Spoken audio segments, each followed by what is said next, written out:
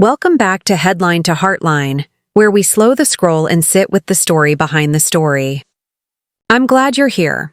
Last episode, we looked at King Charles III and how public duty and private humanity often pull in different directions.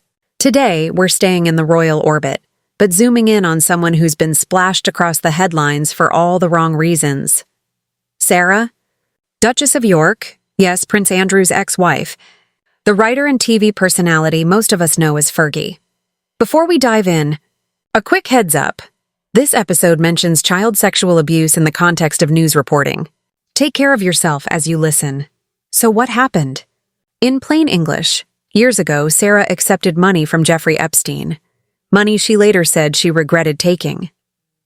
Publicly, she condemned him and said she wanted nothing more to do with him. Recently, an email from that period surfaced in the press. In it, she appears to praise him warmly and apologize for letting him down. Her team has said the message was sent on legal advice because Epstein was threatening to sue after she spoke out against him. Whether you see that as damage control or contradiction depends on your lens, but that tension is the crux of the story. Here's why charities stepped back. For organizations that serve kids, teens, and survivors, association matters. Even if Sarah herself has not been accused of abuse, praising a convicted sex offender, publicly or privately, collides with the values those charities live by. When the email came to light, several groups concluded that keeping her as a patron would make their beneficiaries feel less safe, or at least less believed. That's not just optics. It's about trust. If your mission is to protect vulnerable people, you can't afford ambiguity. Quick pit stop. If you appreciate how we unpack these things with care, do me a favor. Tap subscribe, hit the bell if you're watching on video, and leave a rating or a short review. It helps more people find the show, and it tells the algorithms this kind of nuance is worth surfacing. Thank you. Back to it. Let's straighten out one important term. Pedophilia is often thrown around online as a catch-all insult.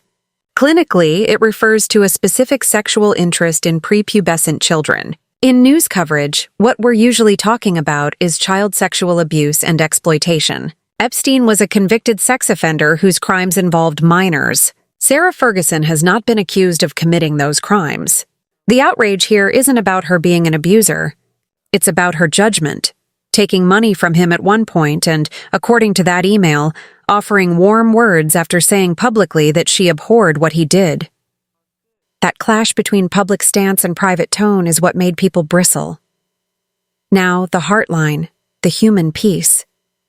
I think a lot of us know what it feels like to send a message we wouldn't want on the front page.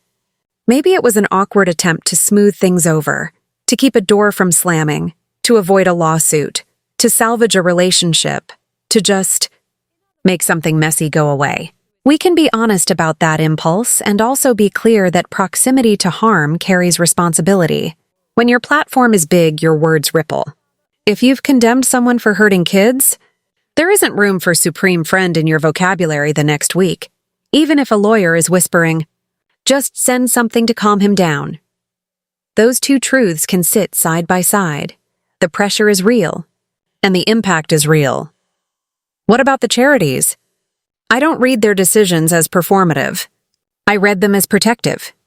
A patron isn't just a name on a letterhead. They're part of your story. If you're a children's hospice, a literacy nonprofit, a cancer charity for teens, you need your families to feel unequivocally safe. Cutting ties wasn't about being cruel to Sarah. It was about being clear with the people they serve. We believe you. We put you first. If you're listening and asking, okay, but what does accountability look like here? To me, it starts with dropping the defensiveness and staying with the hard truth. A clean, unqualified apology, no hedges, not, I'm sorry if you felt or I was advised to. Something like, I took money I shouldn't have. I sent words I shouldn't have. I understand why that hurts survivors and the people who love them. I'm listening, I'm learning, and I accept the consequences. Then comes quiet work you don't need a camera for. Supporting survivor-led organizations, learning from experts and letting time, not PR, do the talking. And because this is Headline to Heartline, Here's the takeaway I'm holding on to for my own life. We don't control which of our messages end up in the light. We do control whether our private notes match our public values. If I say I stand with the vulnerable, the text I send at 11:47 p.m. on a stressful Tuesday has to stand there too. That's not easy, but integrity is mostly small, unglamorous moments that never make the news. If this episode helped untangle a complicated story, please subscribe if you haven't yet. If you're on YouTube, a thumbs up and a comment, maybe one sentence about what you're taking away, go a long way. On podcasts, a quick 5-star rating or a short review makes a real difference.